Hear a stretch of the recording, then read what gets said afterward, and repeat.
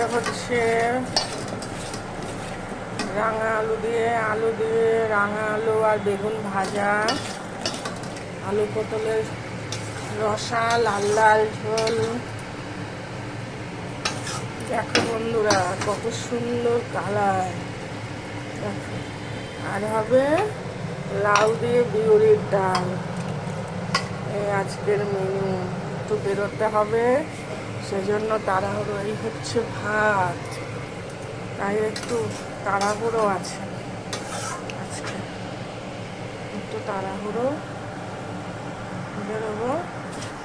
একটু নুন, হলুদ, সামান্য একটু মিষ্টি, একটু চালের গুঁড়ো দিয়ে মেখে রাখলে তেলটাও কম টানে, আর হলো ভাজাটা বেশ মুড়মুড়ে হয়।